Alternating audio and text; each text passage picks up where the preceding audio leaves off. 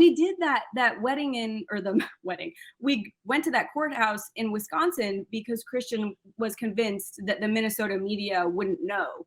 So we didn't tell anyone, not even our own parents. And then that night, so then we go to Arby's while we're waiting for the paperwork. That night, then we go to the O-line ugly sweater party. No one knows, literally no one except for the people that were there. And he gets a call from some local reporter in Minnesota that was like, "Did you get married?" And I'll just never forget sitting on the end of the bed, and he goes, "Oh crap, I got to call my mom." Welcome to Your Mom Podcast. Your mom's podcast. This isn't any podcast. This is your mother's podcast. My mom's podcast. Nah, dude, she's your mom. With Ashley Addison and Lisa McCaffrey. Your mom is a podcast. Shut up, dude. Guess what, everybody? If you're not watching this on YouTube, you should, because we're together. We are live and direct. We're together. And it's amazing. We're at my house in San Francisco. And I just want to say, this isn't our impromptu podcast studio. So I apologize. I know we're not supposed to be behind in front of a window, but you're going to live with us. Yeah. And we have get that fixed. The best guest today ever. Guests in the history of guests. Yeah, I should say. Okay. So she was somebody who, when I first started off in this industry, showed me what it could look like to A, be yourself, B, have fun and enjoy your job, C, be a mom, and D, in this kind of next phase, say no to things. Wow. Which is so very powerful. Yes. So yes. I look up to her, which is awkward because I'm older than her, but I have. So Samantha Ponder, the host of Sunday NFL Countdown on ESPN. She was at College Game Day for years before that. She is terrific. She's going to make us all feel bad about ourselves because she's one that you can have it all. Well, she has it all. And she does it all and does it with class, yes, dignity, everything. She's pretty amazing. And she's vulnerable and honest about how messy it is, which is something that as I've was listening to some of her podcasts, preparing to do this interview, I have really come to appreciate. And, she's very open on social media. She's got 3 amazing, adorable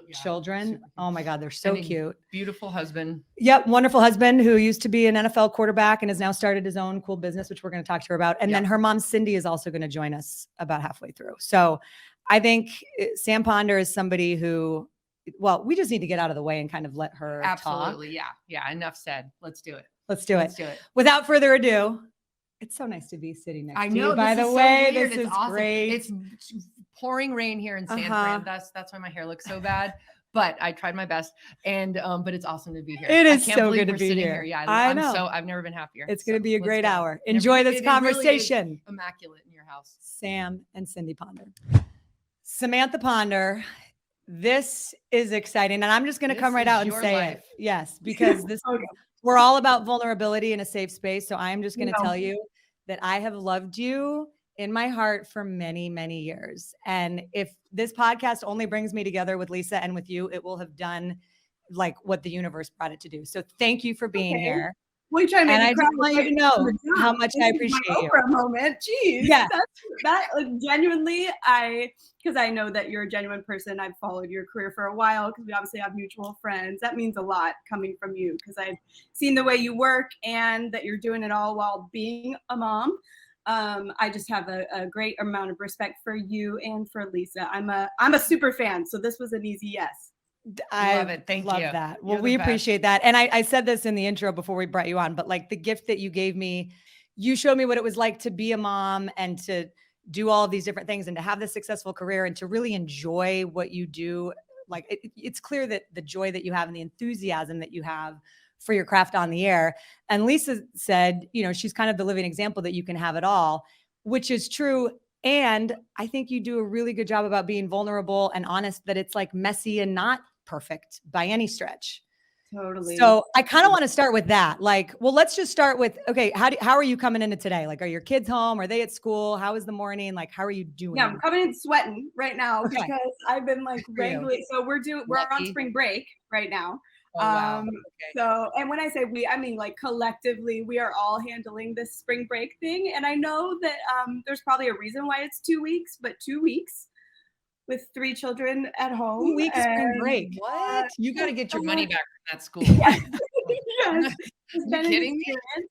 So the only reason I'm even remotely presentable today is because I get to take my kids to a live Encanto performance. The good thing about living in New York City, one of the good things with kids is that there's just a million things to do. So even on spring break, you can kind of feel like you're actually on vacation, even though we're not. But I'm normally just in survival mode. And if you would have caught me, I actually forced them with threats to nap today, which they never do because they're going to be up super late tonight. But if you would have heard the voice I was using like 10 minutes ago, you would have been like, no, she doesn't have this whole balance thing all together. They're napping. All 3 of your kids are napping right now? Well, I threaten them. Like See, I tell them they have to stay in their beds. Mm. Who knows what goes on? You know, And someone to tell me that I have to stay in my bed. Oh my gosh, that's like a dream. Just had that conversation with my 8-year-old daughter, Scout, because she's in that stage where like she wants to stay up late and anything adults do is like so much cooler. And last night she was like crying when I put her to bed. I'm like, Scout, do you know that really top 3 things I wish for at this stage of my life is someone to tell me I have to go to bed. Like I just want to sleep. And I know it doesn't compute yet, but someday she'll get it. Someday she will. Absolutely. I just remember being sleep deprived. And how old is your youngest? So we've got 8-year-old daughter, 5-year-old son, 4-year-old daughter. Yeah. So, and I don't know how it was for you, Lisa, but like first 2 were like, man, this thing is kind of easy. Like everyone's like, oh, parenting so hard, it changes your life. Our first 2 were like, you know what? I think we sort of got this. That 3rd one we threw in. Then you moved to a zone defense and This girl is a spitfire. We call her our Sour Patch Kid because she's so sweet. She'll come up and get in your lap and just want to be held. That girl will slap you in the face. Like, no. Yes. I love a good. But you know what? That's a good trait to have because my youngest daughter is also cut from that same cloth. And I'm like, I don't want to dim that light because I want you to have that spirit and fire and, chutzpah for when you're older. But boy, it makes, every meal and every time you put your shoes on and every time you have to get dressed or leave the house or anything, like it's a battle. Yeah. It's a battle. I'd rather have to reel them in terms of confidence and feeling like they have an opinion. I'd rather have to reel them in than try and like pull it out of them. Totally. And I know that's like setting yourself up for trouble, but I do think there's something to be said for a little early confidence and in little girls. Sometimes it's hilarious to watch my husband with her because he grew up with just 3 boys in the family and like football dad and all that, and he's got his work cut out for him. Sometimes I just sit back and I'm like, there you go. Enjoy it. She's all yours. We got to talk to you about Christian because we saw him on Radio Row at the Super Bowl, and again I was like, oh my gosh, that's Sam's husband. Like it was like, Christian's great. He's awesome, I'm sure. But I was like, oh my God, that's him. But can you tell the story for people who don't know how you guys met? Because I think it's going to give hope to all of the people who are sliding into everybody's DMs on Twitter that there is love out there. Or that we are actually as crazy as people may think. The shortened version of it, and honestly, the shortened version sounds even worse because there's something off. And to be honest, I still don't like fully understand how it all went down. But young love, I guess that's how it goes. He hit me up on Twitter, and I remember being like, I only worked college football at the time, and I remember thinking like, why is the old Florida State quarterback? Like I wasn't staying up with the NFL stuff. I'm like, oh, that's weird. But I didn't cover ACC. Like I wasn't an East Coast girl. I was Pac-10 at the time. And so, but I had a boyfriend and I was like, oh, whatever. But it was just the beginning of Twitter. And I'm like, all right, I can't just like ignore him. So I wrote back, he asked me something about like, I'm thinking of moving to Austin. Like, what's it like or whatever. I had just great started. line. Great. I know. Shoot. Let's go. Yes.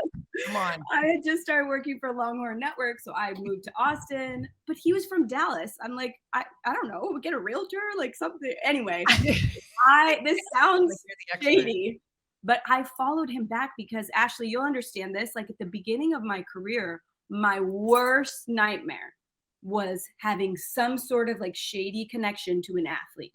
So I sent him a personal message after that and was like, hey, dude, you can't like say that stuff out there for everyone to see. They're going to think something's going on. I didn't even, this is terrible, but I wasn't even like, hey, my boyfriend might not like it. I was like, no, this is bad for my career. Yes.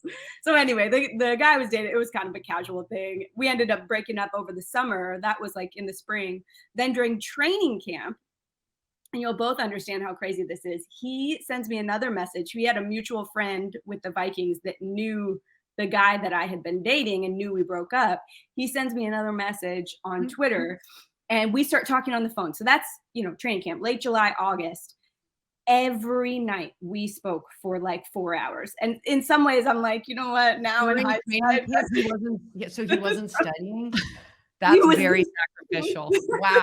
That's true love. Starting quarterback for the Vikings in his second year. And I'm like, yeah, when I was in third grade, this was really hard. Like, I don't know what we were thinking. But anyway, he had a Thursday night game last week of camp. So they play on Thursday and then, they have the next couple of days off. I had just gotten the college game day job. So I was in Dallas for our opening weekend. Was one of those, like, I think it was Michigan, Alabama at Cowboy Stadium. My first experience. Oh, wow. And Ashley, like, I had no clue what I was getting into with game day. I didn't have people growing up, so I'd never even seen it. So they're like, bringing me out on this golf cart. Everyone's screaming. I'm surrounded by frat boys. I'm like, what is happening?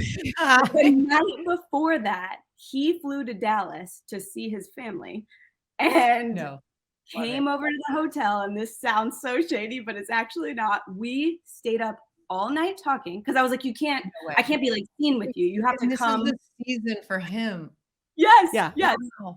Okay. So this is on a Friday night, game day, Saturday morning. I did not sleep at all the night before my first time on college game day. I'm like staggering out there with like Des and Kirk and Corso and all these people. It was like an out of body experience. So that was were you stressed? Like, I have anxiety. I'm sick to my stomach for you. Yeah. You know what? I've learned this throughout my career, and this is a terrible character trait that I have, but I think I do better when I'm like sick or exhausted, because I'm like, well, if I suck, I have a great excuse. Right. Yeah. I know that. Yes, I know that. I think it kind of like calmed me down in a way, because I was like, this is going to go really poorly, but like I didn't sleep. So what can they expect?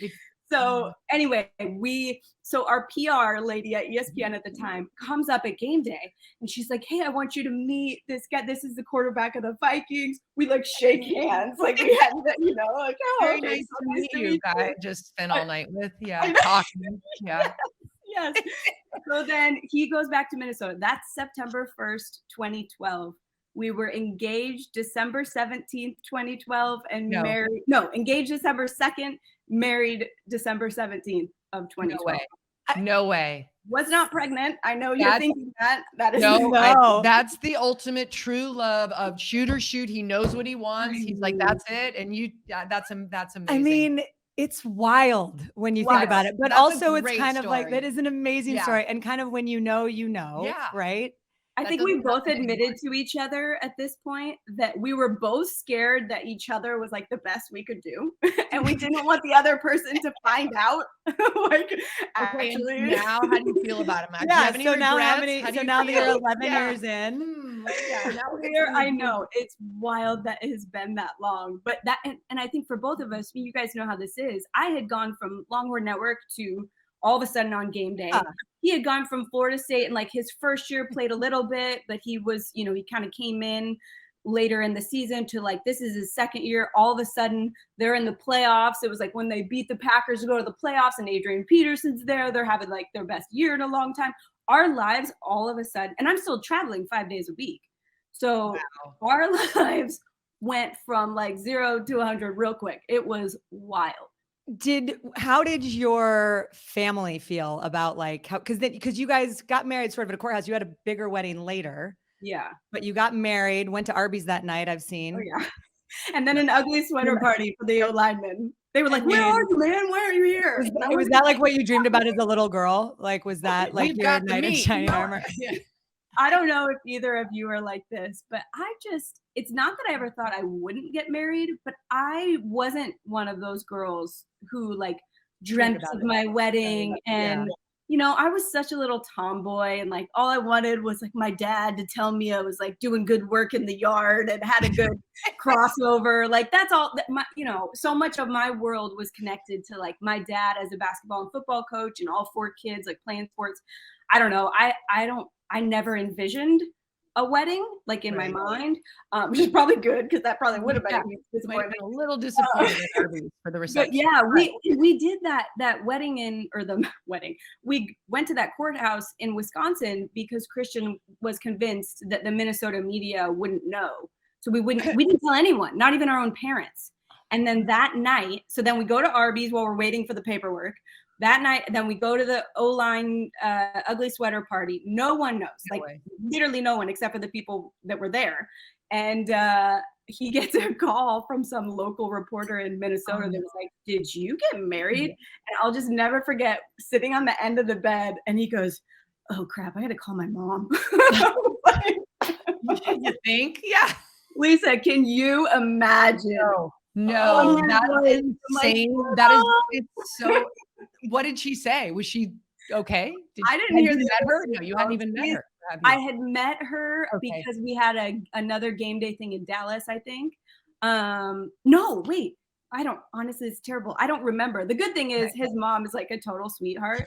I think they were probably super pissed, but he grew up with parents that were like much more hands-on in terms of like involvement in their life. I had very like free-range parents. You better go check and make sure that they know that. Wow. But my parents, to be honest, like, and my mom could speak for herself, but like, I don't even think they were surprised. I was such a, I think at that point in my life, like I had already, this is like way TMI, but like I had been in a terrible relationship that ended in like restraining orders. I was like flying all over the country. I had so much life experience at that point, even though I was only 26 or 27. That at that point, I so knew what I didn't want that like it was going to happen fast. You knew right away. Right. You'd gotten all, and they knew that I didn't feel like I had to get married. Like I didn't feel the pressure of like, oh my gosh, clock's ticking and why can't I find a man? I'm not going to do it. Yeah. Yeah. Okay, well, it's amazing that you said that her mom can speak for herself because Cindi, just like that, Cindi Steele joins the show. Welcome. Hi, Mom. Cindi. Hi, Sam. So good to have you. Thank you for doing this. I'm glad to be here. Cindi, wait, before we say, what was your reaction when you found out your daughter was married? After how many months? I don't know. I knew it was coming. I just didn't know the exact time. Had you met Christian before? Had you met him? Yes. And what do you think? For real? He's not going to listen to this. Wonderful, but as Sam will tell you, when it comes to that kind of thing, I trust her judgment. No, she just loves everyone. She's a sweetheart. What about the boyfriend with the restraining order? Did you love that one too? Like, no, I was ready to hunt him down. But did you love him before that? Yes, Lisa. The answer is yes. He was a charmer. Yeah, they all are. The ones that under restraining orders usually are the most charming. That is for sure.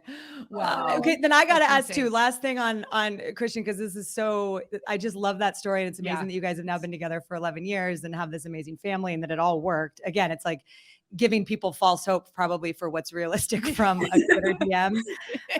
But your decision to change your name on air. I was surprised at how many people had opinions about that. So from your perspective, like, was it a thing? Like, did ESPN try to tell you no? Because Sam Steele is like a hell of a name, as is Sam Ponder. But no, it is a better. Christian says this too. Christian's like, man, Christian Steele actually sounds cooler too. Like your name was way better before. And I knew that. Like I knew that people had always told me before, like, oh, that's like a TV name. It was also a porn star name though. So I was like, I don't hate that. Like now I'm a little. Maybe that's why he slid in your DMs. Maybe he was sliding in the wrong person's DMs. And whoops, sorry. It was all a mistake. Oh my gosh, Lisa, everything is making sense now. You might have to go have a chat with him 11 after years this to figure this out. Oh my gosh. But the funny thing is now, like in hindsight, there's so many things I did in my life. I mean, shoot, getting married was probably one of them. where I wasn't processing like what this will mean for my career. And I knew that's what I wanted to do. And so I remember it was a bowl game because we got married December 17th. So the first time afterwards, and I just went to I didn't say anything to like my bosses or anybody. I just went up to our producer before the game and I was like, hey man, you're gonna need to change my name on whatever that little thingy under when I talk. And he was like, are you sure? I'm like, yeah. A wedding announcement? Is this? And then at that point, it's like, there's no turning back. You can't be like, next week, this isn't going great. I'm going to go back to that. It's over. Can you change it back? That's really awesome. So did you get blowback? Like, was there anyone that gave you a hard time or was like, no, it's done and this is. No, yeah, to be fair. And I will say like the game day crew, like my bosses there and like, we were all a hot mess, like this dysfunctional little family. And they knew how I was. I mean, I was the same way when I got pregnant with Scout. Like I didn't even tell anybody for like the first 6 or 7 months because I was like, I just don't want everybody's opinion on it. Yes. And actually, this, and Lisa, this too. It's like when you're in an industry where it's just constant feedback, constantly people like I just wanted some things to be like I'm not going to ask. I may ask for forgiveness later, but I'm certainly not asking permission. And that's the key. Yeah. And you don't need to. Right. Exactly. But we were programmed to think that we do because it's like you're a version of yourself on TV. And so all of these decisions that should be just your decision, ultimately, I think we give other people permission to make those decisions. Absolutely. And so Twitter was starting out, obviously, because he slid in your DMs. Was it because Twitter has gotten so ugly? Like you can't do anything without criticism. So, I mean, I assume you filter that out. You don't even like read that. Even I blocked like the whole state of Minnesota when I lived there. The other day, they Minnesota study that said like that Minnesota has the most negative sports Twitter, and I'm like, actually, I didn't even really know because I have no idea. I can't see them. In my timeline. I think it's because they're cold. They're always cold. Yes, I actually anybody from Minnesota. I always ask them, tell me about Minnesota nice. I want to know what that is. Trying to find it. But to be honest, I'm super grateful that I grew up without any of that. Like I remember the first things I saw in Twitter and stuff was late in college. I was like doing small cable TV stuff. And I remember people would be like, oh, her eyebrows are so terrible. Yeah. And I just remember like thinking like, oh my gosh, like at that time, all I'd ever heard was what like my little group of people said. And certainly we're the only people that actually matter, by the way. Right. Yes, of course. Like when your mom tells you, then you listen. Yes. Like I remember one time my mom was like, you might want eyeliner. I was like, oh, dang, okay. Nice. She was right. So like, I'm not offended. But having that constant influx, if I would have had that earlier on, I am 100% sure I would not have gone into this industry because I came in with all the confidence in the world. I was like, that makes me so sad. Awesome. That makes me sad that there's probably girls out there that won't go into it because of this, because of like the trolls. 1000%. I think that's exactly right, Sam. I hadn't actually thought about it that way, but you're totally right. If everything that we had done, especially early in our career, was on display, or if I had been on Instagram or even Facebook at that formative age when other people's opinions, they still influence all of us, clearly. Right. But I think that is such a critical age. And now you have daughters and you see it and you understand even at a young age how important it can be. I got to ask you guys, because I was listening to an interview that the two of you did with Lynette Lewis, who both of you said that you didn't really remember doing. Nice. So I'm going to send you the link. In the Steele family. But it was really amazing to me. It was like exactly what I needed to hear. I was listening to it earlier this week. And one of the things that you guys talked about was the evolution of your relationship now, Sam, as an adult and becoming a mom. And Cindi, you had mentioned, so I guess I'll just start with that. Like, Cindi, your relationship with your mom was what, and how is it different now with Sam as she is an adult, as your daughter?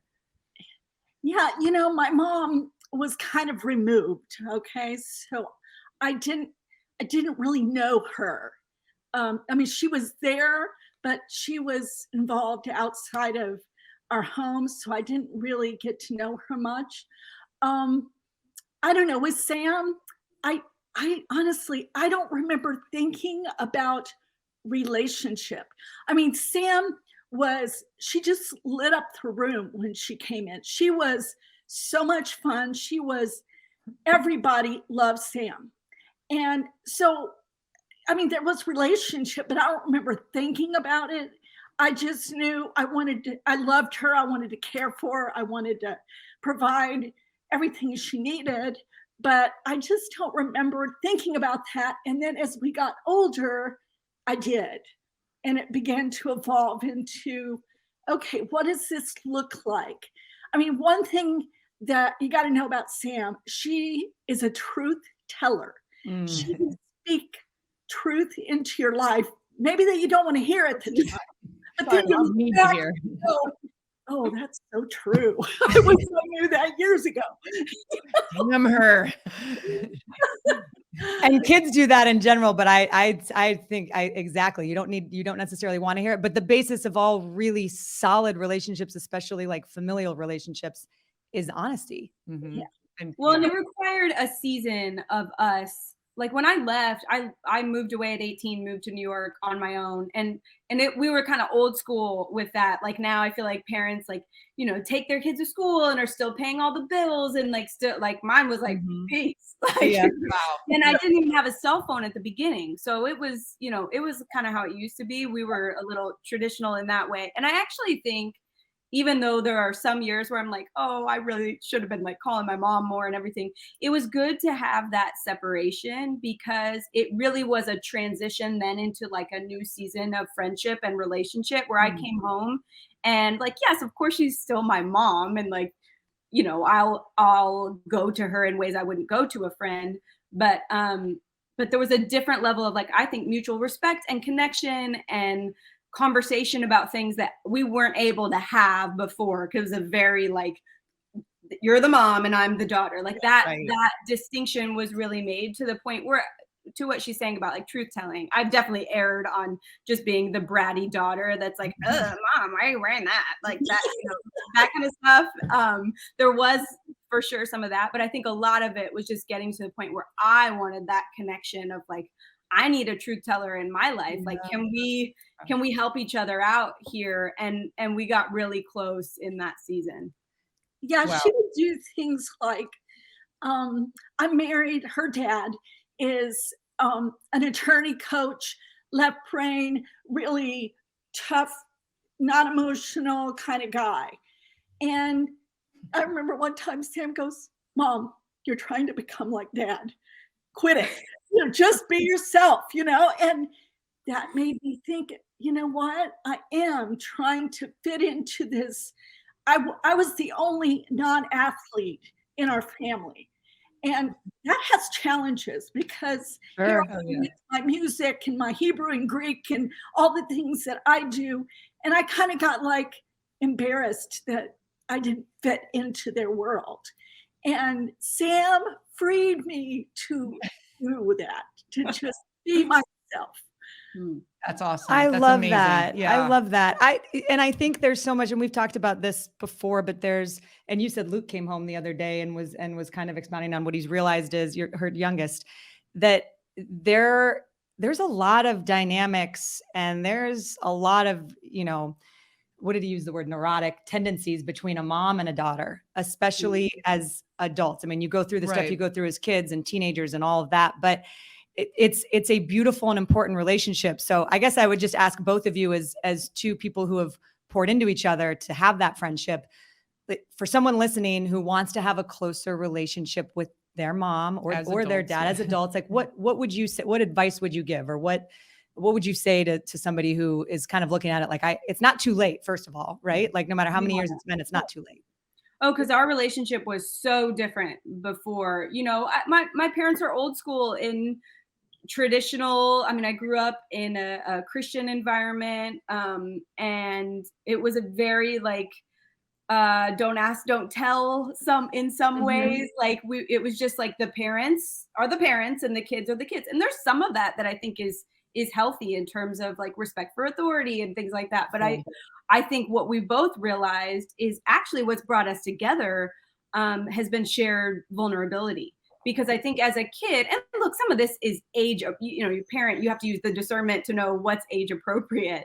But like there was I didn't know that my mom ever messed up. I didn't know, like there just wasn't communication. And I'm sure because that's what they were taught. Like they were raised in an environment where you didn't talk about any of your struggles with your children, or that's just not the way it goes. And I think as I've gotten older, what I've realized is, to a certain extent, and obviously there's the parents that try and just be like the friend at the club all the time. Like you don't want to go to that extreme, but to a certain extent, like sharing. I mean, I had this moment, and look, I'm not saying I'm doing it right, but I had this moment the other day with my oldest where I had just gotten like really frustrated and like, I don't know, honestly, like kind of rude about little stuff. And I went back to her that night and I just remember being like, I just had an attitude all day. Okay. It's not you. Like, yeah, you shouldn't have done that. But this is actually a me problem right now. Like, I'm dealing with some others. And like, you could tell there was this like, oh, okay.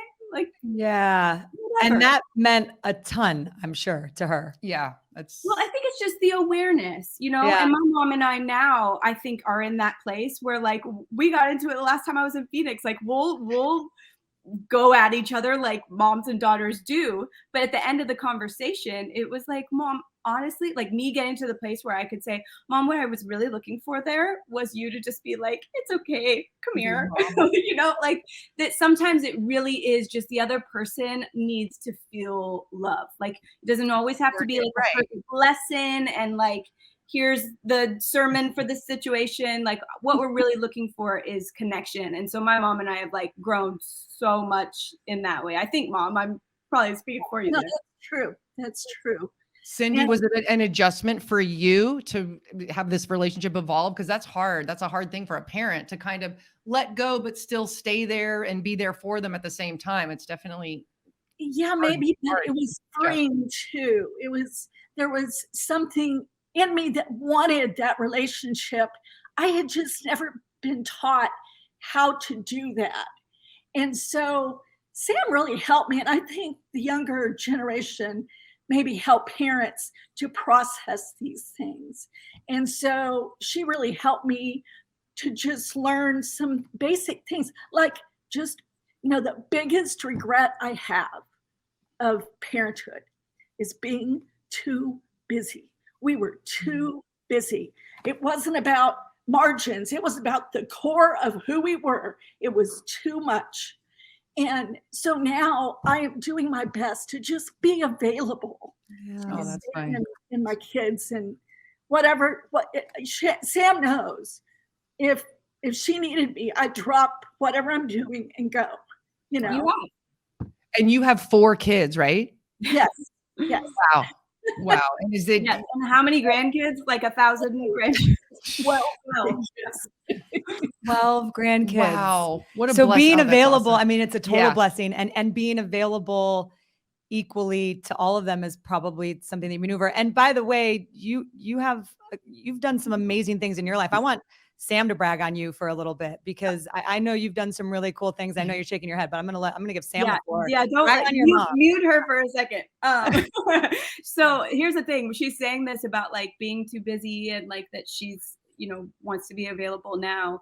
There's positives and negatives. And I will acknowledge, like, we grew up in the era of like, everybody's doing a million things. And there was like church and sports and just constant, and it was too much. But one, we learned a lot from that about how to figure it out. Like half of my life was spent at a gym waiting for somebody's practice to end, or waiting, for the city bus to get home, or waiting for Mom to be done at church because she was our church pianist. And, there are so many things that I look back on my own ignorance. Like as a kid, I thought of my mom, she played the piano at my church. And I knew she was smart because she was always like teaching us about different countries. She was a stay-at-home mom though. And in my little mind, it was like my dad's out there working and doing all this stuff, and my mom's a stay-at-home mom. And I didn't think it was a bad thing, but I saw that in like this box. And then as I got older, I just feel like such an idiot because I look back and I'm like, oh my gosh, my mom had traveled the world, had like crazy experiences in all these different countries, and was in Moscow and was in Bangladesh and all these different places. All I could see was like my mom's making dinner, you know, like my little like kid brain was so small now. So then she raises 4 kids, gets us all out of the house and all doing different things. And then in her 60s, she's like, I think I want to go back to school, and goes and gets her master's, goes to seminary, and now learn Hebrew and Greek, and spends a lot of every year living over in Bethlehem. My dad was coaching the Palestinian national basketball team, and my mom figured instead of just like sitting around while he's doing that, I'm going to like make a bunch of friends and go on archaeology digs. And now she's a part of an archaeology group over there. And then when my dad was the head coach of the South Sudan national basketball team, she was traveling all over the world and going to Cairo and we call her in our family very lovingly, we call her Carmen Sandiego, because we never know who she is. Where in the world is she? And that was just mom, you know, like I told some, we did like a women's celebrating women or something at ESPN last week, and they asked me about like an inspiring woman, and it was just like I didn't hesitate. It was immediate. They were like, why name a woman and why she's inspiring to you? And I was like, my mom is 66, mom? I'm somewhere around there. And 66, and she has a whole new life. Wow. Like in her mid-60s, like decided like, no, I'm not going to coast and just like chill on a golf course somewhere. Right. I am going to live every moment of my life. I am going to keep an open mind and grow and do all of that while still sending cards to my kids every week, teaching my kids piano on FaceTime every Wednesday night from Phoenix to New York. She teaches them when she's in Bethlehem in the Middle East. Oh my gosh. That time different. I mean, she really is superwoman. So, and don't get me wrong, I love my dad and respect my dad, but it's so funny how changes how I thought, like, oh wow, he's so cool. Like he's great at basketball. Like I love that my dad had like a perfect jump shot. Now I'm like, I had this crazy, amazing mom and I didn't get it. And now I do. Wow. That is beautiful. Yeah. Cindi, what's it like to hear your daughter talk about you that way? Because that's, first of all, I was obsessed with Sam, but now sorry, Sam, I think your mom just took over top spot. Sorry. I'm humbled. I'm so uncomfortable right now, you guys. I want to throw up. Okay, then fine, Cindi, we'll give you a turn. Tell us how your daughter inspires you. What was it like to watch her career? Because there are careers that take off and then there are careers that are literally on rocket ships, which is your daughter moved to New York with no cell phone, not really a plan. She was working at ESPN Zone, I think, if I saw that correctly. Yeah, and she was a hostess at ESPN Zone. Yeah, not hosting like ESPN, but the same, a hostess in a different way. I didn't hear her at the beginning, so I don't know how much you know, but she was so directed. I mean, again, she was like this really hard worker. I don't even know if she remembers, but we called her Mac because she was like a manual laborer in our house. You know, if you wanted bricks moved, tell Mac and she'd move them. And that carried over into her sports. All the coaches wanted Sam on their teams, you know. So she had this confidence that built, you know, I think through the years because she was so loved and desired. And then third grade, I think she decided she was going to be a broadcaster. And then I remember when she graduated from high school, she went, you know, to the TV studios and bugged them to death, I'm sure, in junior high and high school, trying to get to know people, you know. And then when she graduated, she was giving a speech at her graduation. And they announced her, the principal announced her, this is Samantha Steele. She is going to be a broadcaster for ESPN. No way. I looked around and I thought, maybe we could have been a little more general about what you're going to do. But she knew, and here we are. Yeah. She knew what she wanted and she did it. Let me clarify 2 things. One, the only reason I was giving a speech, that makes it sound like I was like valedictorian or something. No, I wasn't. But I did go to a lot of it was English as a second language. They were like, she speaks decently. All right, go ahead. But so I do remember though sitting in my little seat and the principal getting up there, and actually her words verbatim, because I've never forgotten, she said, she's going to be on your TV broadcasting for ESPN in 5 years. And I'm not great at math, but I was like, 5 years? Dear Lord. 5 years. 5 years is very fast. A lot of pressure. It took me 5 years to do high school. Like, I can't. This is not good. But honestly, I never felt that pressure. I was so excited. I mean, I showed up in New York City with my mom could like vouch for this. I had one credit card that had a $250 limit. Oh my God. My mom did send me, I don't think my dad knew because he was like the cut him off and let him learn dad. I think my mom would send me like Wendy's coupons. So I had every meal at Wendy's. And then like I got a free Pizookie at ESPN Sunday at the end of the night. So I was living off Pizookies, which was really great for my figure. It was very attractive. And good for your skin too. Yeah, I'm and sure at your Wendy's skin you have the looks free good. saltines too. If you go to Wendy's, you can like grab those for late night snacks. I wondered why I was covered in acne. And I was like, I don't know why. But I didn't feel that pressure. Like, and I do think that was the gift of having parents that were not awed by that stuff. Like, we didn't know anybody famous or on TV or whatever, but my parents always gave us that like, there is nobody worth more than you and there's nobody worth less than you. Wow. And if I can get my kids to understand that, like, it frees you up to, I would go into meetings with these executives at NBC and ABC. And I mean, I probably should have felt a little fear, but I felt nothing. Like, I walked in there, like, I'll never forget. There was a guy at Fox. I don't think he's there anymore, so I'll just say it. But like, I walked into his office, and of course, he was so annoyed that I was even there in the first place. And I pitched him. This was in 2000, maybe 9. It was Twitter had just come out. And I was like, I got this idea for a sideline reporter to get direct questions from fans, like what they really want to know, so that I can then be like the voice of the fan. I always thought the idea of a sideline reporter. Yes. Oh my God. Actually giving access. What's the point of telling random stories from the sideline that they can tell in the booth? So anyway, so I go and I pitch him this idea. And I'll never forget, he looked at me and he goes, this tweeter thing is just a fad. And I was like, oh gosh. Okay, whatever. Yeah. Where's he now? Did you invite him to the wedding? I don't remember being discouraged. I remember thinking like, this idiot doesn't know anything. That was just my mentality from the beginning. And it really was from the way I was raised and how much my parents freed me up to be like, go try all the things. If you have all the success in the world, awesome. If you don't, awesome. Like, we're you here are for you. okay, And you no have, matter what. yeah, you have such a nice base at home to catch you.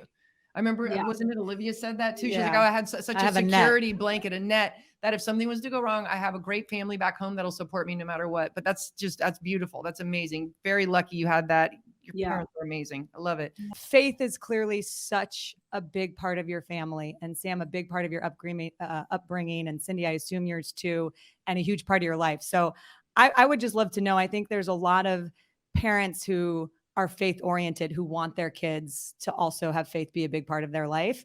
And I think a lot of times parents don't know necessarily how to maneuver that, or at least many who I've talked to have struggled with that. So how did, just if you can both talk to me about the way that you kind of came into your faith and how how it shows up in your family and what you do to try and make it so that, Sam, I'm sure it's important to you too, that your kids know and feel what you feel from your faith. Yeah, I would say the best thing that my parents did, and look, we all mess this stuff up because it's no like straight journey for anybody. Like, it's a bumpy road. You're figuring this out as you go. But the best thing that my parents did is they lived it. Like, it wasn't like they were taking us to church and like teaching us these things. And then we saw when they got home, it was like, oh, here's what they really care about. They care about money and like, stuff. And like, no, they lived it all the time. I mean, I remember multiple times, whether it was like Christmas and we didn't, and at the time it was like devastating as a kid, but we didn't do Christmas presents because they picked us up and took us to Quito, Ecuador, and we were painting houses in junior high and, taking all our money over there and giving it to kids there. Like, those were sacrifices that they made that, yes, like we were kind of required to sacrifice too. But I think the way they actually lived was the best testament to their faith. Because I have lots of friends who grew up in Christian homes and were taught these same things, But I don't know. I just have a hard time if I don't see it, like I got to see it for myself. And I will say, like, this is a bumpy road for me. Like, I have been in seasons, especially like throughout the pandemic, of like questioning and wrestling. And my favorite thing about like going through that period that I'm still in some ways, is that my parents have never been afraid of that. Like I had one sibling that had like major doubts, I mean, not even doubts, just like, hold up, I don't like this. I don't think this. I don't believe this. And, there's the initial shock, but then like my parents always played the long game. Like they were not in it to just like raise good kids. They wanted to raise faithful adults. And so none of our stories are done yet. And if you ended our story today, you'd be like, actually, like things aren't really going all that well for everybody. But they've always been about the long game. Like they've always seen big picture instead of like getting too much in the minutia of like, well, what are they struggling with today? They haven't been afraid of my struggles and seasons of struggle, and there probably have been a lot of them. But at the end of the day, I know they're not faking it. Like I know that they have literally given their lives to what they believe, and you can't argue with that. Like they walk the walk. Yeah, for sure. My consolation is that faith is from God, so I really am trying to do my best to depend on him to provide whatever we need. There's a song, I can't quote it, but it says something about the things that hinder love become part of the story. And so all of those things that get in the way, and that you just, how are we going to get through this? We just take it to the Lord and let him make it part of our story. So I don't know. I just pray a lot. Yeah. We've given her plenty of things to talk about in prayer. Now, poor kids, there's a lot of prayers that go up. I'm sure I have no doubt about that. No, and I just appreciate how open, and Sam, especially for you as someone who I know there are so many young people, young women in particular, who look up to you, and the way, you just look on your social media pages and the way that you've been outward, not just about all of the great things in your life, but you've been really honest too. And your faith is a part of that, and the struggles that you've been through. And I really appreciate it, because I think it's easy to only see highlight reels. And I think in every interview that I've ever heard you do, and even in something like this, you've been really open and honest and vulnerable about, hey, it's not as like great and perfect as it all looks. Like everybody is going through this, and the journey and story is still unfolding, and it's not done yet.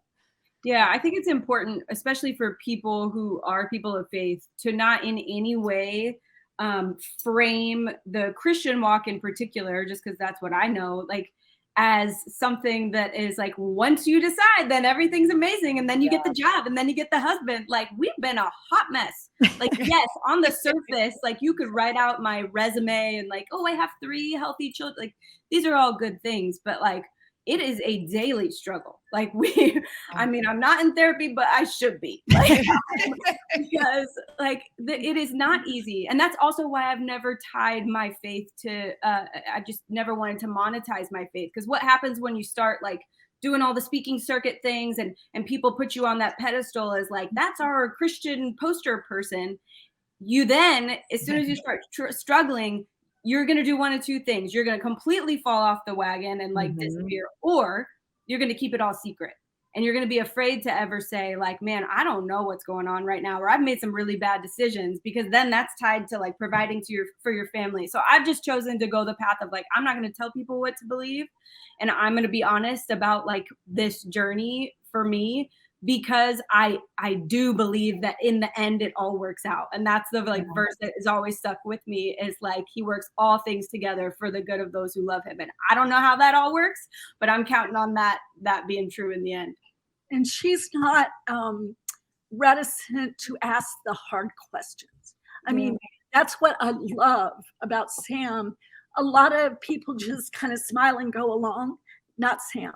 Yeah. And if she's around, a famous, well-known pastor, she'll just confront him with it and go, but what about this? And they're like, wait, I don't know what that is in here. It's the same one who showed up in the office of the Fox exec and said, "Hey, I got an idea." Yeah. That's important. The last thing that I really wanted to ask you about, and then Lisa, I'll let you have the last say, but I think, Sam, you touched on something and it circled back to something that you said, Cindi, about you wish you had been more present or less busy when you were a mom. And Sam, I was listening to you do an interview and you said something that like hit me square in the face yesterday, that everything is sort of, especially in our industry, is posed as, here's an opportunity for exposure. Here is something that you go get to do. Here is some, if you want to say yes to this. And you said something that is like just sticking in my brain, that you came to the realization that every yes to something career oriented is a no to your family in some ways, or is a no to more availability for your family. And I think that's something that I really truly struggle with right now because of everything that's going on. And by the way, like, yeah, right when your kids are 6 and 3, why don't you start a podcast? So anytime that you had it all to spend with them, you're now. And I just think that it's a fine line that I think is really hard to walk. So just walk me through kind of how, because I'm sure that you could be doing 800 more things in your life right now if you wanted to. And it feels like from the outside that you've been really intentional about what you've said yes to. So can you just talk about kind of how you approach that, and any advice that you have for Ashley, me, and anyone else listening who struggles with this? That's like the carrot they dangle, right? It's always, but this is a great opportunity. This is great exposure. Like, look where this may lead. I think two things. One, I have the benefit of, and in some ways it made things more challenging, but I had the benefit of having some like industry level success super early on when I didn't deserve it. Like, I was just thrown into there because the timing worked out. And I was able to see that a lot of the people, I'm not saying everybody, but a lot of the people that were in those like mountaintop positions were freaking miserable, had torn up family lives, zero balance whatsoever. And they were on a hamster wheel they could not get off of. And the money always got bigger. It was like, you start out thinking like, if I could someday make $100,000, like, oh, everything would be so much better. Okay, if I could make $1 million. And then it's like, if I could make $5 million, it never ends. Like, even for these guys that you see that have been doing this for 45 years, you know what they can't do? Sit at home. Like, they can't. They don't, they've been so trained that like, this is your identity, this is who you are, that they can't even do that stuff anymore without getting the itch of like, oh, what are people saying about me? And like, what am I missing out on? It doesn't go away with age. And that scared me when I started seeing, especially as a woman, because we have such a shelf life in this industry, generally speaking. It's like you hit 35 and it's too late. What's the next thing you're going to do? Because this is coming to an end. Yeah, totally. Yes. Yes. And so that's what I observed a lot. Wow. My first couple years on game day, I was kind of like behind the scenes. I was kind of quiet because I was just like taking it all in. And I met a lot of people and saw a lot of things and realized like, I am not foolish enough to think it would be different for me. Like, if everybody who lives this way seems to have this outcome, like, I need to set up some barriers or parameters that are going to keep that from happening. And that's what I did when I started having kids. I mean, it was all a surprise to me. I wasn't expecting to have 3 kids in 5 years. Each one was like, oh, okay, here we go.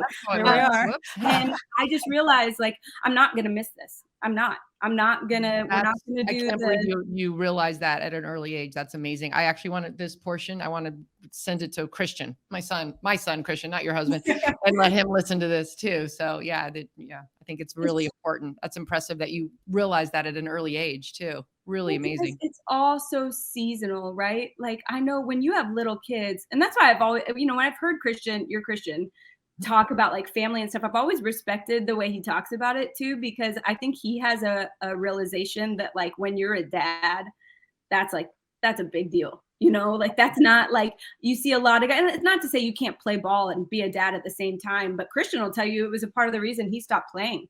Like, he loved being a dad, loves being a dad. Like, he didn't want to be gone for 7 months out of the year. Like, he wanted to be there. And I think a lot of us just like, do whatever's like the next thing in front of us and aren't really processing like, what does all this mean? Like we get, your kids now go to school at like 3 or 4. You get like 2 or 3 years to be with these kids before somebody else is doing the majority of the raising during the day. Like, and I know that's always talked about like in a funny way, like, oh, thank God their kids are in school. And trust me, as someone with kids on spring break right now, I get that. They're locked in their room right now. Yeah. Great job. Do you hear them?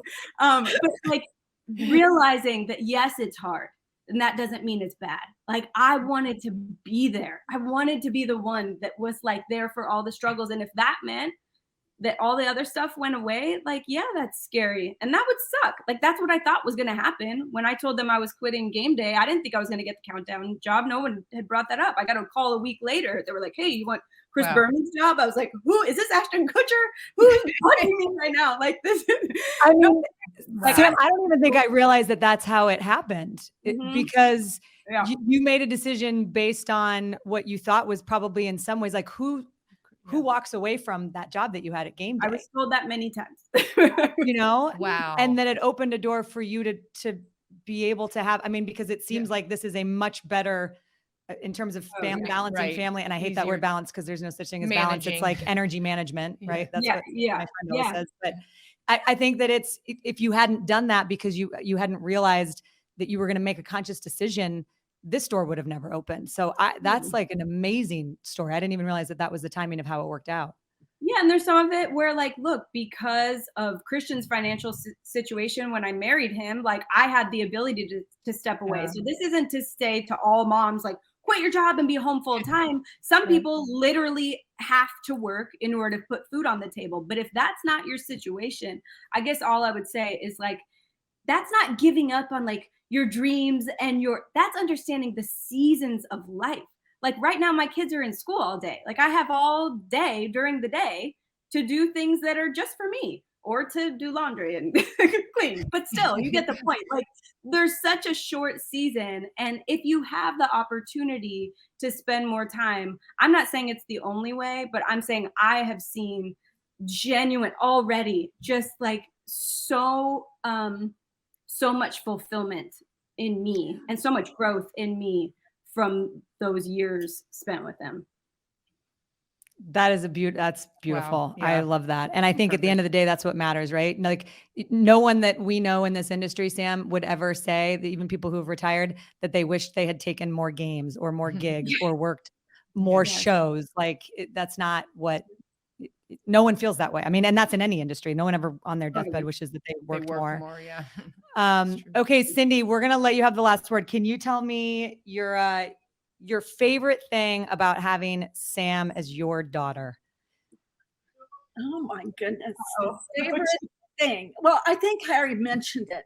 She is the one that she's my sounding board. I know that I will get, if nobody else will tell me the truth, Sam will. And that she's not going to try to put a good face on things. She's honest. She's like, she's mean. Sam's a bitch. We got that. All right. And what about your other kids? Are they as bitchy? She's the truth and love, I mean, I think that's a process, that you develop. That's probably and she's just fun to be around, She lets me dress, You look darling. Yeah, you look amazing. She's doing a great job. Good job. Yeah. Okay, Sam, what's your favorite thing about your mom? Okay, my number one favorite thing about her is that she has never stopped changing. Like there are those people that, especially as they get older, it's like, all right, that's who they are. Like, here I am. My mom's like, yeah, so I was with this like 17-year-old single mom, and we were at this and we were chatting about that. I'm like, wait, what? Like, how are you randomly, or she'll be like, oh, I was down at the Jewish Community Center speaking with the elderly about, like, you just never know the stories she's going to have. And as much as I love that about her, and this is connected, my like number one favorite thing is that this woman loves my children so well, to the point where literally my children like they call her Bubby. They're like, can Bubby be my mom? I'm like, that's offensive. And also I get it. Like she wouldn't lock me in my room. Wait, that is That's adorable. great. best That is- grandma ever. Makes them feel Aw. so loved and encouraged. Comes at a drop of a hat. We had a medical situation with our youngest when she was first born. My mom was there for the whole thing. My dad was on a plane the next morning. Like they have loved my kids in some ways like I want to love my kids. That just so That's well amazing. and so consistently that it makes me want to be a better mom. So for all her regrets on things we all mess up with our own kids, man, she is more than making up for it with her grandkids. Oh, Literally you shed him got crying. me. I know. That's Damn, now we're crying. I It's not really know. I know. Can you be our mom too, Yeah, Cindy? Like seriously. I'll share. Thank Okay. you. Yeah. Oh, that's Wow. beautiful. You guys are amazing and your family is incredible. And I just have to say that Cindi, you mentioned that Sam is like a light and everybody wants to be around her and she's just fun to be around. And I remember there was a friend of mine, Joe Town, who said that when you think about this career, and he said, your job as a host is truly like a hostess, maybe at ESPN Zone, that your job is to make everyone comfortable and feel good and taken care of. And that it's not about you. Your job is to make everyone around you shine. And the way that they do that, it's like the inverse charisma of what can you do to make everybody feel like the best versions of themselves. And watching Sam, you on television, like that is what you do. You epitomize that and you clearly do it in your life as well. And Cindi, it's clear that you do that too. So I think if you guys are up for it, like, and I always get shit from Lisa because she's like, you tell everybody that we're going to have them back on, but I really want to have like a 2.0 and we'll get maybe when Scout's a little bit older. Yes. Oh, I that feel was like- a real truth teller. We want That girl will walk into my room when I'm getting ready for work and she'll say, Mom, that looks bad. I love it. I love it. She's a truth teller too. All right. You taught her I wonder well. where she gets it. Oh, well, tell your beautiful kids, Oh, thank yeah. you for letting us steal you for an hour of their spring Unlock break. Their doors. Yeah, Let you them can go out. unlock their doors Let now. them out. Let them out of the cages. And have fun at Encanto tonight too. Yeah. Have fun at Encanto. Oh, yeah, I'm sure it'll be great, guys. Can't wait. Oh, I Thank love you it. so much for having Cindi me. and Love you Sam, both. you guys are the best. Much love to you both. Thanks, Thank you. guys. Right back at you. Wow. I don't even know how we're supposed to put a bow on that one because It just kind of speaks for itself. Yes, It was so good. It was so good. I want to be part of their family. I know. I think we are. I think we are. I think Cindi wanted to. I think she at liked the me. end Do she you think was she liked me? I totally, don't know. 100%. Oh, but no, our thanks to Sam Ponder and Yogi Roth. Shout out to you because you were the one that connected us with Sam. And when I reached out to her blindly, I slid into her DMs. Nice. And Well, said, apparently hey, she responds to that. yeah, so exactly. Everyone do that. Kidding. Don't. But she said that she tells Christian all the time that she's completely obsessed with his mom, you. So I think that was what which really Christian? Her husband's Christian. I'm yeah. So Well, he's probably What? obsessed with you too because it's Yeah, right. We met him out at Super Bowl. He's darling. He's adorable Oh my gosh, he's and so is doing cute. a really cool thing that we didn't get a chance to ask her about. Yeah. But I want to plug.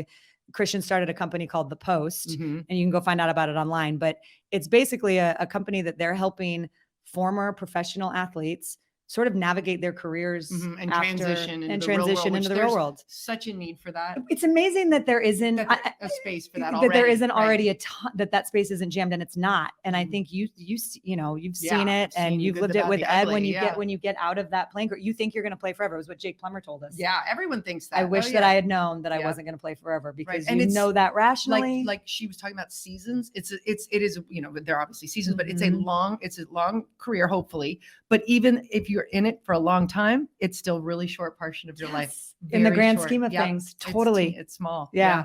You have the rest of your life. It to is. navigate, And so. I just, that That's what story he's doing about this time. her staying up all night the Oh my night before her gosh. first college game day There's and no talking way. to Christian is so amazing. And because I know what it's like for the to be in football player. training camp. He's in and training camp getting ready for his second season in the NFL, and he's there hanging out with her all night long. I couldn't imagine It's Christian or amazing. Ed doing that ever I in a know. million years. I know. Wow. Oh. Anyway, God bless him. That's true love. That is a instant first. You could tell that Love at there first was- sight. Exactly. Yeah. Exactly right. No, it was special. And I think I also really loved what Cindi said about, I felt out of place. Like I was the only non-athlete in our family. Yes. And I think Sam made it okay. Sam was like, Right. Mom, She be freed yourself. her from that. Yeah. Yes. Yeah. Which Which is nice. a beautiful and then thing. it seems like she blossomed after that. Yeah. She stopped trying to be, in the athletic world, and she became herself, which her is own so self. amazing. I love that. Love that. And I love what Sam said about her favorite thing about her mom is that she's just continually evolving. And I've seen that with my mom. Shout out to my mom. Like, it's a she's lesson at for this all phase. of us, Yes. because I'm in a phase. I don't have kids at home Yeah. anymore, and I'm What's the trying next to evolve. thing? Yeah, Yeah, I'm just exactly. gonna be Don't be the exact same as you were Right. before. And we Mom, all feel go that do way. the improv. Be a Yes. professional improver. Which Yep. we're going to, by the way, our next episode is we're going to talk about some bucket list things, because I am doing a bucket list item next week. I'm going Yes. with my mom and one of my very best friends in the world and her mom to Paris. We've always said that we're going to take That's a big trip. amazing. So we're going to go over there You have a big Paris connection with your engagement. with the Eiffel Tower ring holder. Yep. If you missed the episode on holiday gift giving or holiday gift giving guide, go watch that. Mhm. But you also, I'm going to tease this for our next episode. You just checked off a big bucket list item as Yes. well. Yes. So Yep. next week, stay tuned. Until then, go hug a mom. And also, if you're struggling with your relationship with your mom as an adult child, as every single human being, I Very think normal. probably does. Yeah, it's normal and it's never too late. And it's about be a truth teller. Yeah, exactly. Put it out there. Yeah, because that's the And most be important vulnerable thing. and be truthful, and it usually comes back to Yes. you in a good way. It does. It does. All right. So thanks to Sam and Cindi. We love you guys. Thank and you. we'll see you next time on Your Mom.